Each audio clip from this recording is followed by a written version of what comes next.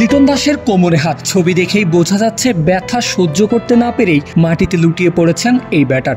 উঠে দাঁড়িয়েছেন ঠিকই, কিন্তু সোজা হয়ে হাঁটতে ব্যর্থ লিটন। কোমরের মাংসপেশিতে হাত চেপে রেখেই খুঁড়িয়ে খুঁড়িয়ে এগিয়ে গেছেন ডাগআউটের দিকে। সেখানে বেশ কিছুক্ষণের অপেক্ষা, তবে ব্যথার তীব্রতা কমার নাম নেই, তাই বাধ্য হয়েই ছেড়েছেন মাঠ। জিম্বাবুয়ের বিপক্ষে সিরিজকে সামনে রেখে মঙ্গলবার প্রথম দিনের অফিসিয়াল অনুশীলন করতে নামে বাংলাদেশ। তীব্র তাপদাহের মধ্যেই সকাল 10টায় টাইগারদের প্র্যাকটিস শিডিউল থাকলেও নাজমুল হোসেন শান্তর দল মাঠে নেমে যায় নির্ধারিত সময়েরও বহু আগেই। আর মাঠে নামার পরপরই ফিল্ডিং অনুশীলন শুরু করেন লিটন। আর সেখানেই বল ধরে থ্রো করতে গিয়ে পেয়েছেন চোট। সঙ্গে সঙ্গেই ব্যথায় কাতরে ওঠেন এই ব্যাটার। খুঁড়িয়ে খুঁড়িয়ে কিছুক্ষণ হাঁটুতে ভর দিয়ে নুয়ে থাকার চেষ্টা করেছিলেন, কিন্তু পারেননি। 1-2-3 ঢাকায় জমি জিতে নিন 100% ক্যাশব্যাক সহ 20 কোটি টাকার পুরস্কার।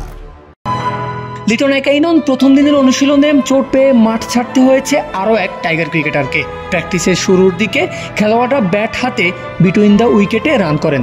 সেখানে অন্য সবার চেয়ে তাওহিদ হৃদয়ের দৌড়ের গতি ছিল বেশ বেশি।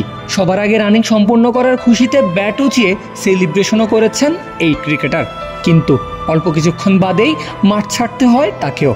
ঠিক কোথায় চোট পেয়েছেন সেটা জানা না গেলেও চোট পেয়েই যে মাঠ ছেড়েছেন তা স্পষ্ট। ঘণ্টা দেড়েক পর অবশ্য আশার আলো দেখা গেছে সাগরিকা মাঠে, কারণ ব্যাট প্যাড পরে মাঠে নেমেছেন তাওহিদ হৃদয়। করেছেন লম্বা সময়ের ব্যাটিং সেশন, তবে লিটনকে আর দেখা যায়নি মাঠে। টাইগার ব্যাটারের চোট কতটা গুরুতর সেটা এখনও জানা যায়নি। 3 মে থেকে শুরু জিম্বাবুয়ে সিরিজ, এরপরই বিশ্বকাপ। আর তার আগে দলের অন্যতম সেরা ব্যাটারের এমন খবর নিশ্চয়ই সুখকর না বাংলাদেশের জন্য।